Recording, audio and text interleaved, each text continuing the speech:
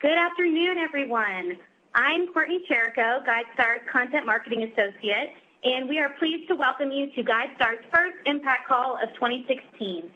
Today, in addition to reporting our Q4 2015 programmatic and financial results, we have a few new tools we're excited to share with you. And as always, we'll spend almost half of our time answering questions from the audience. We're thrilled to see so many of you on the call today have joined us from a previous Impact Call, and for newcomers, welcome. To give you a bit of context for any of you that are new, the Impact Calls are our attempt to evolve the definition of transparency and get you our results in a more timely and responsive manner. Think of this like a public company's earnings call, only for nonprofits. Next slide, please. But before we begin, I want to go over just a few housekeeping items. First, we are recording today's event, so rest easy if you missed a point or didn't have a chance to write down a note. You will receive an email within 48 hours with the link to our slides, any additional resources mentioned, and a recording from today's event. Also, we will be live tweeting this event using our hashtag GSImpactCall. Follow us on Twitter at GuideStarUSA and get in on the discussion. So as I mentioned earlier, we really want our Impact Calls to be interactive. So please ask questions throughout the event, and we will answer as many as we can. To submit a question, simply drop it into the Q&A box within the WebEx platform. If you don't see this box right now, move it up to the top of your screen and select the Q&A button. If you're on a Mac, it looks just a little different. The button is on the bottom. So without further ado, I'm pleased to introduce Jacob Harold, our President and CEO. Jacob, the floor is yours. Thank you very much, Courtney. I'm really glad to be here. Happy Lunar New Year to everyone who celebrates it. And I'm glad to be joined by several of my colleagues today, and two of them, Delion Demicoli and Mizwan Kusairi, will be sharing some pretty exciting content, with Delion talking about our new community platform and Miz going over our programmatic and financial results. One thing I will note is that GuideStar's former CFO, James Lum, has moved on to an exciting new role at a political consulting firm. And Ms., who had been GuideStar's Vice President of Strategy, is also taking on the finance role, so we're integrating those two roles. And you will be hearing from her today and then on future Impact Calls, providing reports on GuideStar's progress. So I'm going to make a few opening remarks myself, but the bulk of the presentation will come from Ms. and Delion. So first, you may remember at the last Impact Call that our Vice President of Products, Evan Paul, spent some time going over our new profile pages. And at the time, they were in beta. But I'm thrilled to announce that on January 20th, we launched those on our core site. They are the way that our 7 million users each year are interacting with GuideStar's data about nonprofits. And overall, we're just thrilled by the major step forward that these profile pages signal in terms of the way that we present the full story of nonprofits. And I'm not going to repeat all the new features. I'll just highlight a couple of things. One, the focus on programmatic data in addition to the financial and operational data, that ultimately nonprofits exist to meet their missions, and that needs to be the headline of any profile about nonprofits. And then we have much more longitudinal financial data and staff data, really telling a nonprofit story over the course of many, many years. So that we're not just thinking about nonprofits with a one-year slice, but recognizing that nonprofits have a history, and that history is very important context. That includes the new pages include a number of exciting data visualizations. You can see some of them here. There are others that are even cooler, and overall feedback has been really positive. One thing that's been really interesting is, a number of our users have said, well, where's the Form 990? And it's still fully available to anyone. You can see it on this one right below the Audubon Society logo.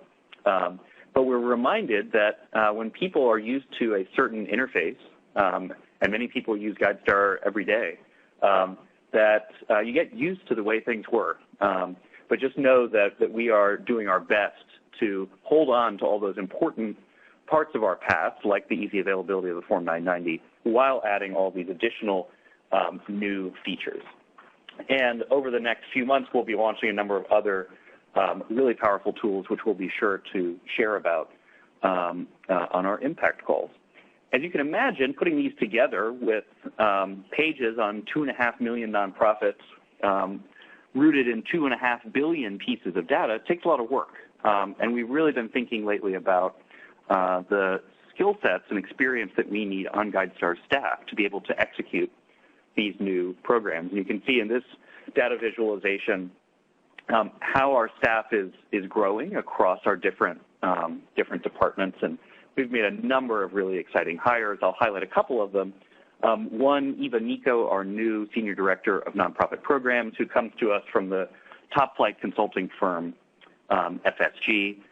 She also has time on her resume from McKinsey, and she's a Rhodes Scholar with a PhD. And so we're thrilled to have Eva on board. And then also our first ever data scientist, Kirsten Fraley, also joined us about the same time that Eva did in January of this year. And I highlight those two because they really bring some really powerful and relevant skill sets for us.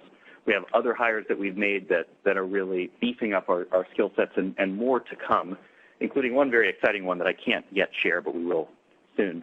And just as an example, I'll show you a piece of work that Kirsten did, our new data scientist. And this is just a sneak peek. Well, we have some work to do to translate this from the language of data science that you see here, the coding in the bottom left-hand corner, a cluster analysis on the right, a stacked bar chart in the upper left. But to translate that into something that really makes sense for people. But I will just let you know that these obscure charts are actually an attempt to understand the different business models that nonprofits have. Anyone who works in the nonprofit sector knows that some nonprofits are very dependent, for example, on government funding, and others get the bulk of their revenue through the sales of products and services. Others rely mostly on donations, and then there are many different mixtures in between. And this is an analysis to try and see, do these different kinds of business models naturally cluster, and what does that teach us about the challenges faced by nonprofit managers? So you're seeing here an early stage of an analytical project, which we will be translating into something that we hope will be really powerful and useful for the nonprofit sector. Another thing I'll just flag is that we've been thinking a lot lately about how we get feedback from our stakeholders and how we take our position in the field seriously, and how we take the responsibility that comes with our position in the field seriously. And how do we manage the many different kinds of stakeholders that we have, whether it's an individual donor, a nonprofit executive, a foundation program officer, a journalist, a researcher. And we're really trying to be intentional about how we engage with stakeholders, and these impact calls are one of the ways that we do that. We also are launching a new advisory council to help us, to bring in representatives from across the sector to help us in a really deep way to wrestle with some of the strategic and even ethical challenges that we face to ensure, again, that we're really living up to our responsibility. And then we also are developing a very powerful new platform that we're launching today, which Delion will talk about, which is the GuideStar Community Platform. So with that, I will hand it over to Delion Demickley, our community manager, to tell us a bit about what this community platform is, what it can do, and where we hope it will take us as we constantly strive to ensure that our relationships with our stakeholders are as useful to us and as meaningful to our stakeholders as possible. So with that, I hand it over to you, Delion. And good afternoon, everyone. My name is, as Jacob stated, my name is Delion Demickley, and I'm your community manager for the GuideStar community. To give you all some background on myself, I started working for GuideStar back in October with a focus on applying my past community management experience to develop and build the GuideStar community. What I'm excited to share with you during my presentation are key community highlights. But before I get started, one big piece of news I'd like to share. Today marks the official launch of the community, and I hope after today's impact call you'll go and check it out. So let's get started. When visiting GuideStar.org, a typical user experience includes updating your nonprofit profile, learning about GuideStar products, checking out the GuideStar blog, and as of today, receiving community support, which is represented by the community link placed on GuideStar.org's header, or at the top of the page there. When you click on the link, you'll be directed to the community overview page. Next slide, please. This is the community overview page. When I was tasked with building the community, my first challenge was, how can we be better at providing a great customer experience, specifically around questions you have on GuideStar's data, products, and services? The answer to that lies on the community's overview page. Besides being able to get your questions answered from user-generated content that's either popular or recently saved, one feature I'd like to spend a few moments focusing on is the GuideStar Support search engine, also referred to as Ask GuideStar Support. Next slide, please. One feature I'm very excited to share with you is the ability to simply ask the community a question and choose a response based on a list of results. In the example provided on this slide, I've asked the community, how do I update my nonprofit profile? After typing that question into the search engine, the community goes to work by auto-populating responses that are available within the system. In this example, you'll notice below the question is a link to a support thread that you can click on. Next slide, please. Once you click on the link, you can review the response that's been provided. Now, there are a few things to highlight here. One thing is the response from Cody. You may know Cody from hosting our webinars. If you take a look at his response, you'll see he was able to mark his response as a correct answer. That's one useful feature the community provides to ensure you are receiving the most up-to-date and accurate response to your question. Another feature worth highlighting is the GuideStar icon next to Cody's name. This symbolizes that the correct answer is provided by a GuideStar employee. So anytime you see that icon next to a user's name, know that person is a GuideStar staff member. Let's take a look at another scenario. Next slide, please. Let's say you type your question into Ask and nothing pops up. In this example, I've asked the community, what's a GuideStar API? Since there's no response that's all auto-populated, this is where the community members like yourself will begin collaborating with GuideStar and other community members. Since no response appeared, your next step is to click on Ask Support. What that does, as you can see on the slide here, is it automatically creates a support thread in the community. Once you post that support thread, that will prompt the community, specifically our support team, to answer your question. The great thing about creating and posting support threads is, one, you'll get the support you need from GuideStar, and two, you'll be helping others in the community who may have a similar question. So how it all works is each time a support thread is saved to the community, it becomes searchable for others to find. That's how our community members work together and collaborate with one another to receive the support they need. But we can also take collaboration one step further. Next slide, please. Besides providing support through our interactive community, you also have the ability to share best practices, connect with others, and share ideas on how we can improve GuideStar's products and services.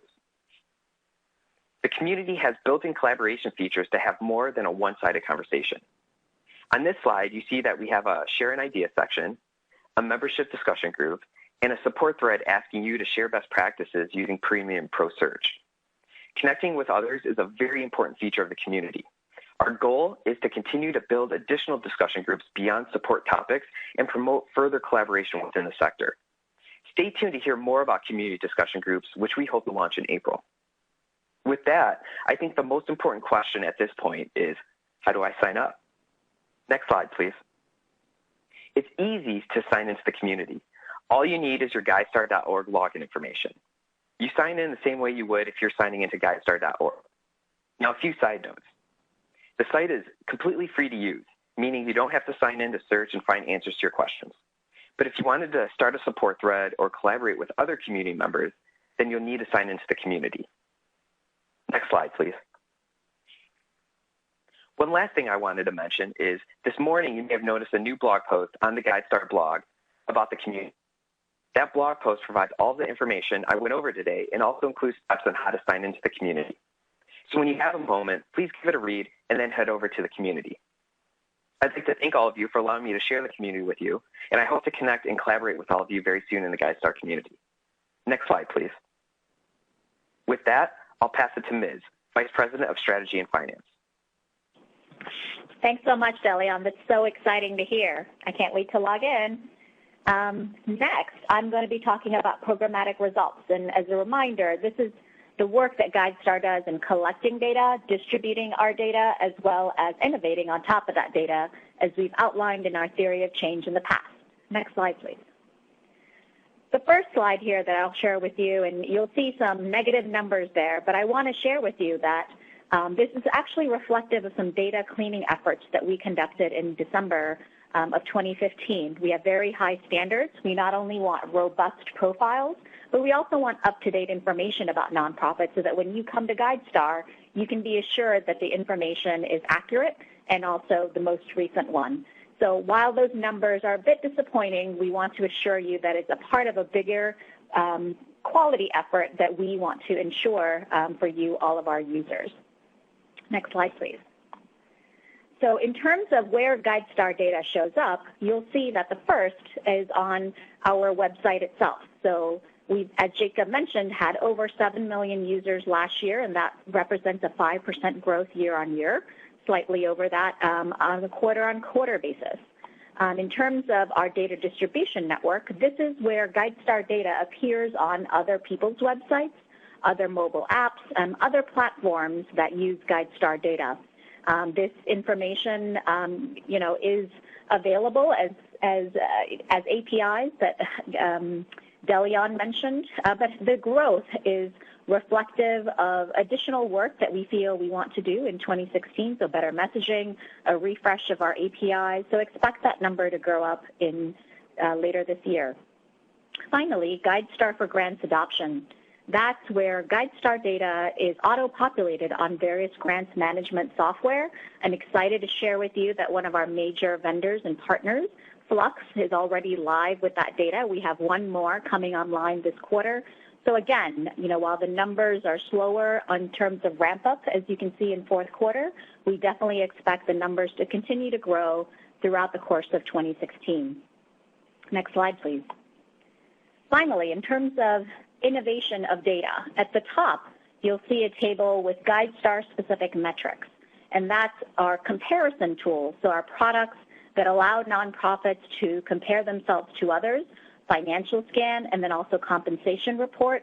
Those numbers are slightly negative, mainly based on seasonality and year-end holiday time. The learning tool participants, now again, this is where the stories behind the numbers are really important. Even though those numbers are low, it was actually a very concerted effort on our part. The strategy that we employed in 2015 in the third quarter was actually a broad appeal in looking at a large-scale audience. So what are the learning tools, our webinars, our product demos? We really wanted to attract as broad a base as possible. However, in Q4, once we identified those initial leads, we focused our efforts. So a lot of our webinars and demos are focused on specifically nonprofits, also our members. So they were much more targeted and segmented. So the number of participants in those various tools that we provide were lower, but that was very much a concerted effort on our part. The bottom table is sector-wide metrics. So GuideStar, as you know, is an infrastructure player. We provide information and operate at a systems level. So while these metrics, provided here from Giving USA, from Money for Good, as we've discussed in a lot of detail last time, they're not ours, but as a systems player, we feel that we contribute to the overall health of the sector, and we're very pleased that the trends have been very positive. Next slide, please. Next, on to financial results. So at 2015, at year-end, next slide, please, was a good year for us. You'll see here on the left our revenue, the orange bar. It was the highest in the last several years. So you'll see that the darker part of the bars reflect our earned income, so that's product sales and membership, and the lighter part of the bar reflects our philanthropic support. And I was pleased to see that, the generous support that we received from the Gates Foundation was received early in 2015. We expected it in 2016, but because of that, you'll see we started some investments already in 2015 in terms of our expenses, the chart on the right, so that has also grown significantly. And what has that resulted into our bottom line performance? Next slide, please. Our cash flow position is stronger than it has been in the past. You'll see that in 2014 it was negative. As a reminder, that was an investment year for us. And then also our operating income is significantly better in 2015 compared to 2014. Next slide, please. So on our balance sheet, given the early payments of the Gates grant, our balance sheet is stronger, but even though our business model is very strong, you'll see here that our balance sheet has been relatively weaker, and we're definitely looking to strengthen that going forward. Another very interesting story, next slide please, that I'd like to share. Oh, before I get there, I wanted to give you a look ahead into 2016. So we've completed our budget. We've started the year with a lot of excitement as the various launches that Jacob and Delian have mentioned. How is that reflected in our financial outlook? You'll see here that our revenue growth is modest compared to our expenses. And again, this is because of the early payment that we received from Gates that we haven't yet had a chance to invest fully. And so those expenses that are higher in 2016 is reflective of that. Next slide, please. So the exciting story, and I jumped ahead there, is what we've been talking to our board about. What I've just shared with you are our financial results, how we did in 2015. And what we want to start engaging with our board on, and hopefully share with you as well, is looking more deeply at our financial strategy. So going beyond accounting and historical results, but looking at what kinds of questions, in terms of our business model, in terms of our financial strategy. I've listed some of them here for you, how we allocate our grants, how we look at our margins, our revenue mix. These are important considerations for any company and certainly for nonprofits as well. Next slide, please. I'll share just one piece of analysis, early analysis, that we shared with the board last week, 2 weeks ago. And this is a very complex slide. There's a lot of information here. So how do we allocate grants? I've included the footnote, and this is based on the work from Nonprofit Finance Fund in how nonprofits should be treating their grants, whether as revenue, so as an implicit subsidy, if you will, as well as, or consider it as capital, how to build the organization going forward.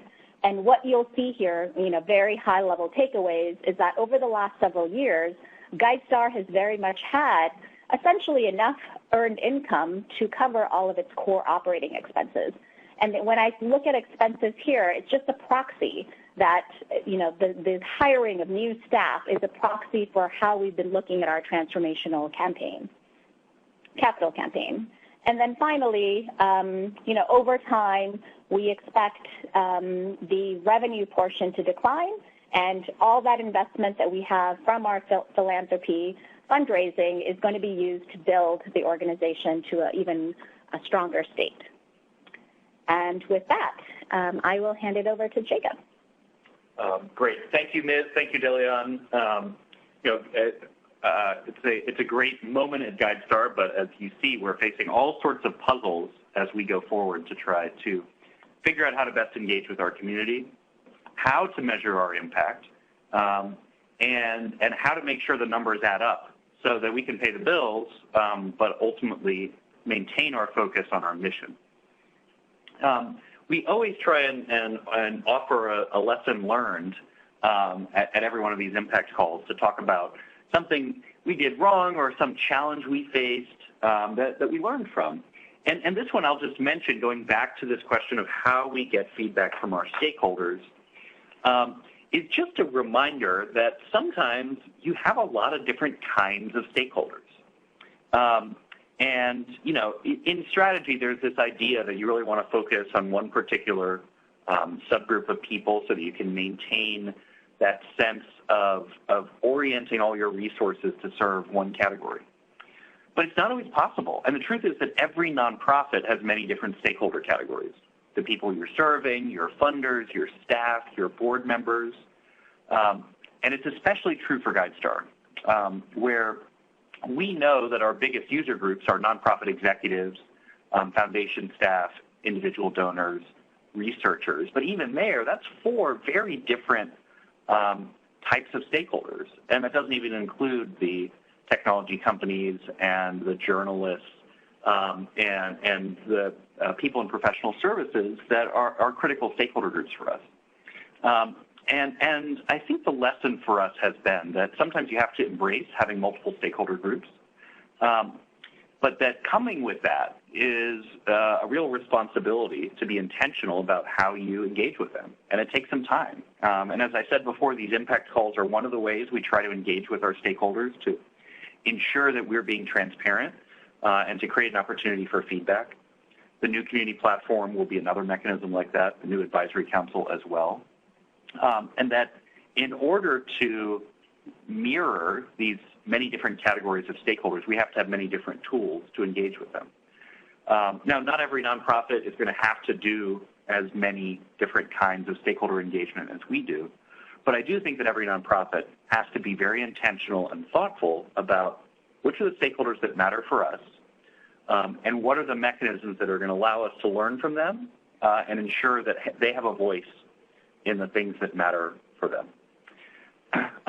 So with that, we will try to walk the talk and engage with you all, our stakeholders, the almost 200 people that are on this call, and take your questions.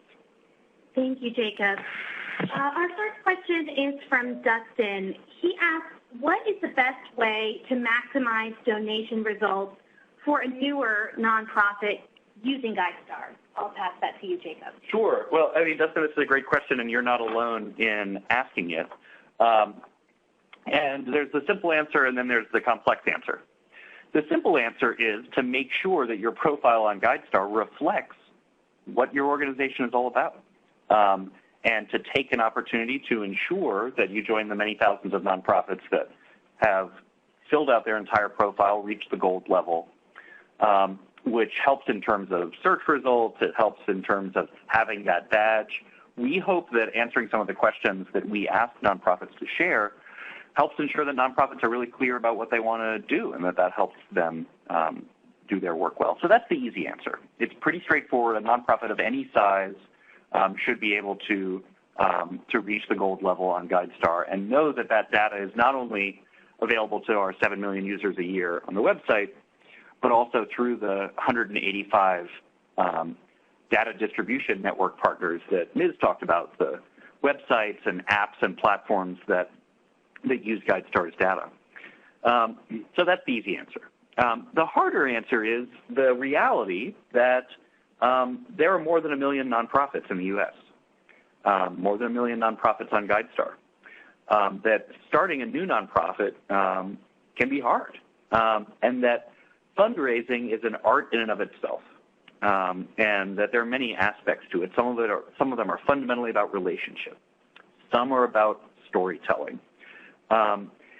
And those are, you can get help on those from, countless fundraising consultants and advisors around the country and around the world.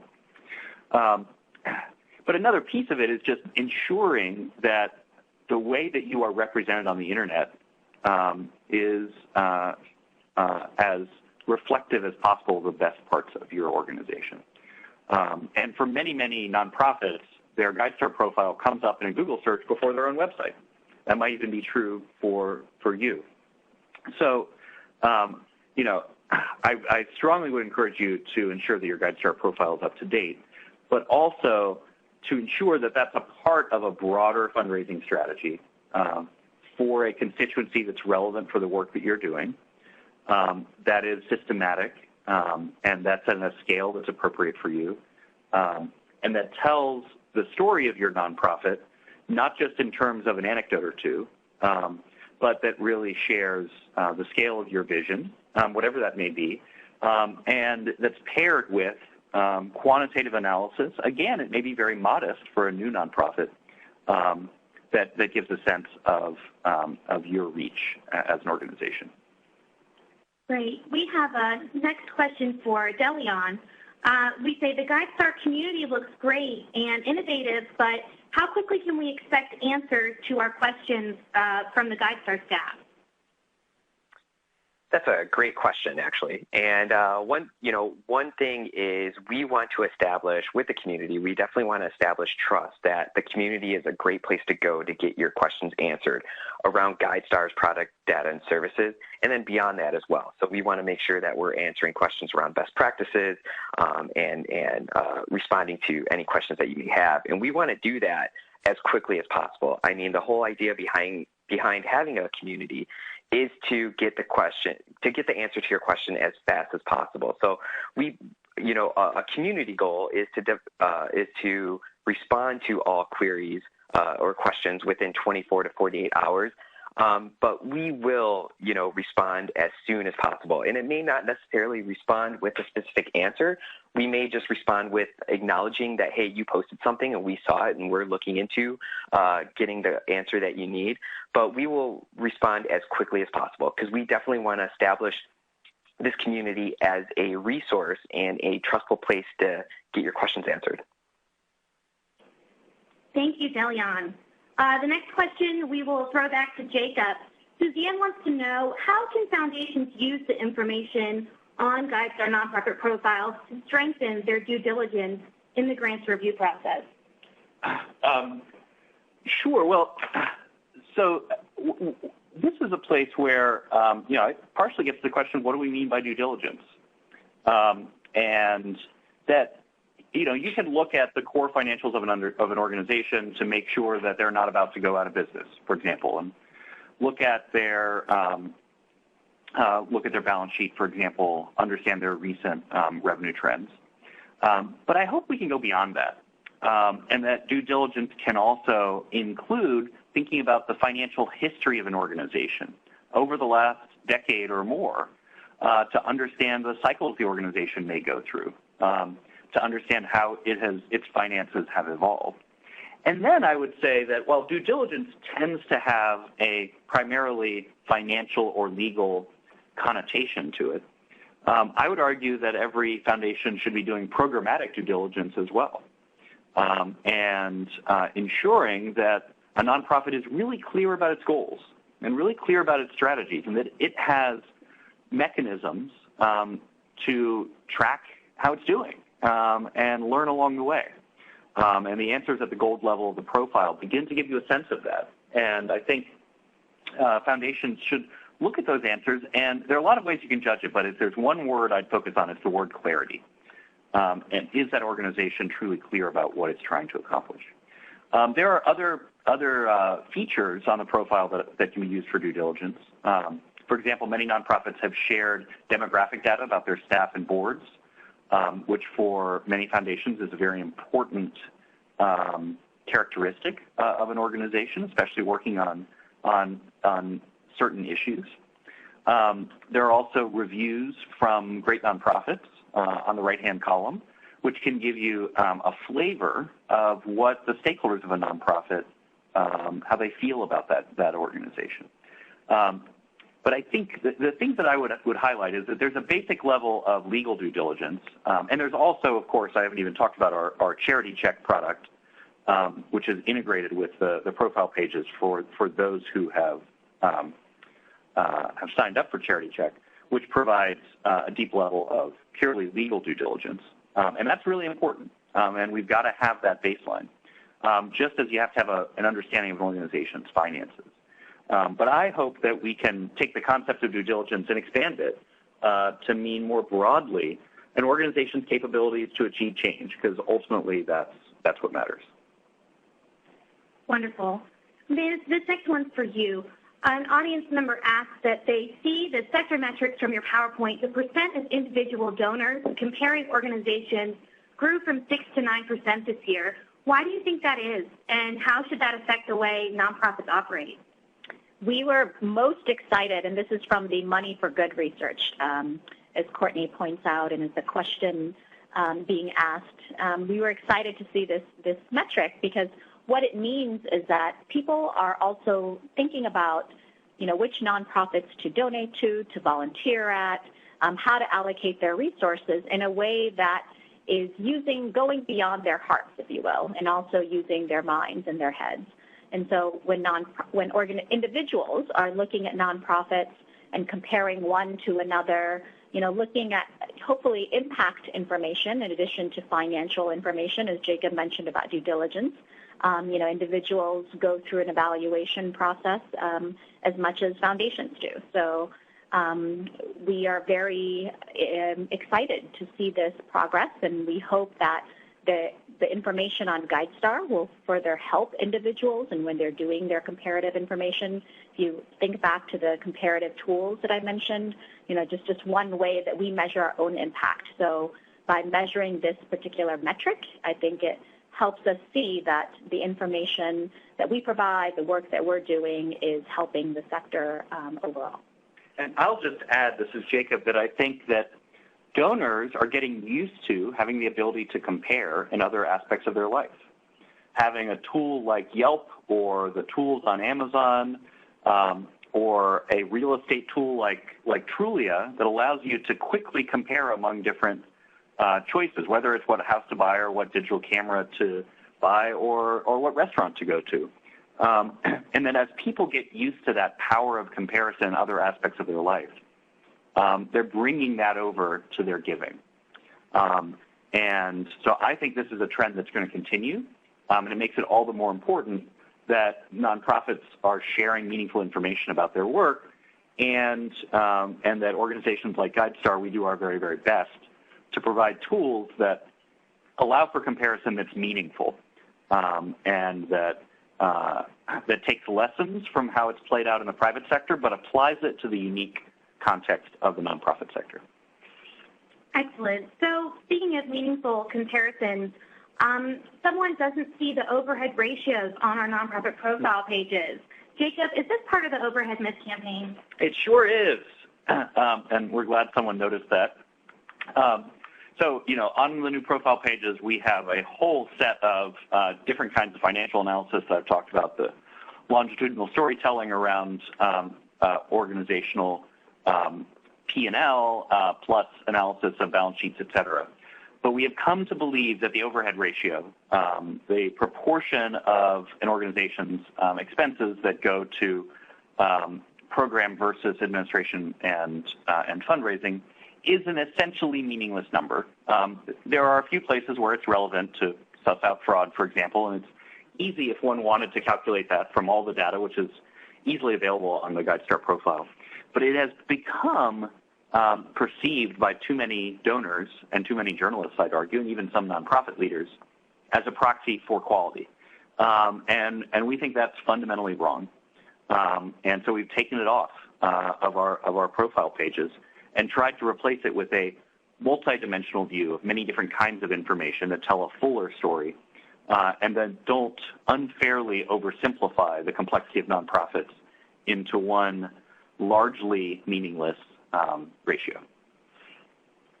Absolutely. So that's great. What made you decide to move forward with an online community, Jacob? Sure, and I'd be interested in Delian's thoughts on this. A lot of it was realizing back to the challenge, the scale of stakeholders that we're dealing with, and that they're dealing with some kind of hard tactical questions and just how to make sure their profile is up to date and the best way to do that, how to use our tools, but also a set of much broader questions around how to be an effective organization, how to be a foundation that supports your grantees, how to research the nonprofit sector effectively. And that these are hard questions that people needed to work together to answer. And if we could help provide a platform for that, then we wanted to do so. So there were some kind of tactical efficiency reasons we wanted to do this, to just make it all faster and easier and cheaper. But there's also a hope that this platform allows the nonprofit sector as a whole to really see itself as a community. And from that, to be able to learn from each other and ultimately be more effective. Delian, anything you'd add there? Yeah.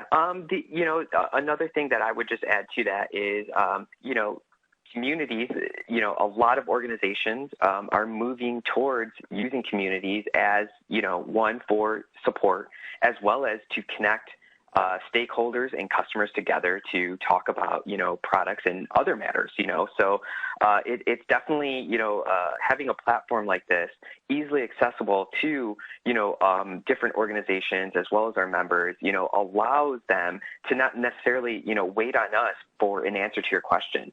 The community can, interact with each other, help each other out, and ideally, support each other in the sector. And that is the goal of the community. And I think we have a great platform to connect some really great people. Thank you, Delian. Switching gears a little bit, Jacob, what do you think about other nonprofits hosting their own impact calls? Is this something you see for the future in the sector as a trend? I mean, so there are several other nonprofits that host some version of an impact call. One, the SAMA group calls it a learnings call as a play on earnings call, which I like. And, we aren't the first one to do it. And I think it's great, but I think it goes back to my point that the important thing is to find a way to communicate with your stakeholders that's appropriate to your stakeholders. And that if you are running a community center that's rooted in a neighborhood, it probably doesn't make sense to hold a conference call. You should just hold a meeting in your community center because of that sense of being a part of a place. But since GuideStar is part of a national community, this call makes sense as a way to engage with our stakeholders. But I think that doesn't mean it's perfect for everyone.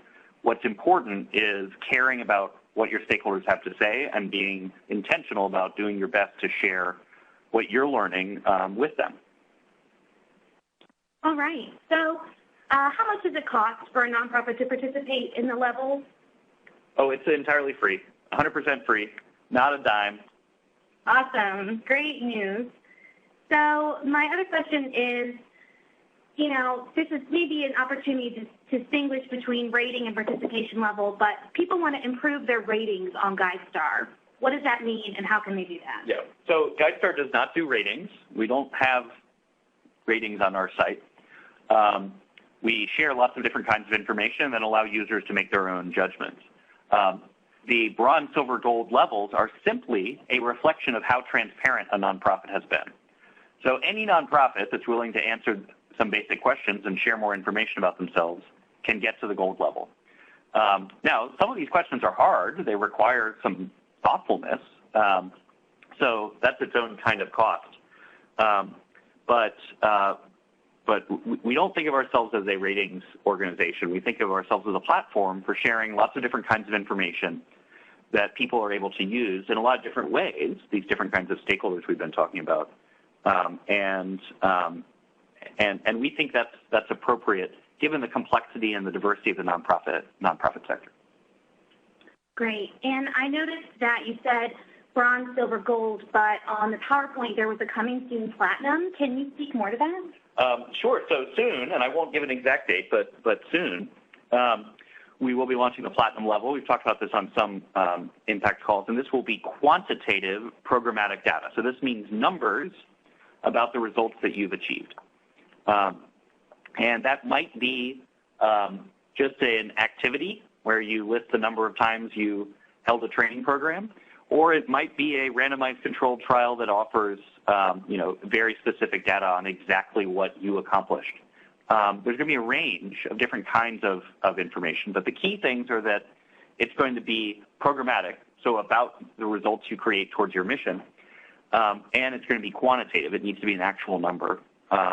And the sentence descriptions that we have in the gold level are really important, but we want to complement those with structured numbers that will allow us over time to compare. Now, we have a list of about 1,000 suggested metrics across many different issue areas, but if any organization doesn't see the metric that they use, then they are just going to be allowed to add that, because we don't want to be in a position to tell people what to measure.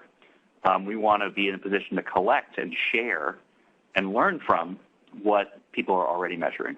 And where appropriate to say, hey, there are actually a lot of organizations like you that are measuring these sorts of things, and maybe that's something for you to think about. Looking forward to platinum. Ms., this next one is for you. You mentioned earlier that there are some mobile devices and apps that have GuideStar data on it. What exactly does this mean, and can you provide any examples? Yeah, I believe Jacob mentioned one important one earlier when he spoke. So Amazon Smile program, where a portion of their proceeds that individuals who purchase items on Amazon goes to their favorite nonprofit. The information about nonprofits and kind of that basic legal due diligence that it is a valid nonprofit is information that Amazon gets from GuideStar. So we provide that information to populate that program. And, with that, an individual can rest assured that, and Amazon can rest assured, too, that those proceeds are going to a legitimate nonprofit. Excellent. Thank you. So here's a common question we've had, Jacob. People are having issues finding the Forms 990 in the new GuideStar nonprofit profile. Where are they, or have we hidden them? Yeah, so, as I mentioned, we got some comments after we launched the new profiles of where's the 990, and it's right there on the right-hand column. I can even maybe skip back to that slide and show you all. But, again, people get so used to the way things used to be that it can be easy to miss. You can see that, right there on the right-hand side below the Audubon logo. Now, we actually changed the color of it to make it pop out a little bit more, and it's a very important part of our strategy to share the Forms 990 and to share those freely. Although I will also add that another important part of our strategy is to say that the 990 is not the end. It's just the beginning. And that, none of us, as we like to say, would tell our own stories as human beings through our 1040 tax return, and nor should nonprofits stop with just their Form 990. But it's still available. Thank you. And what if nonprofits have a Form EZ? Do they still have a nonprofit profile? Do you only have to have a Form 990?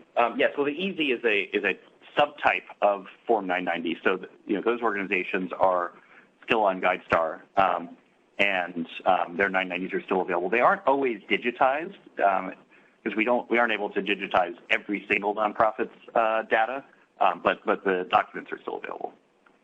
Thank you for that.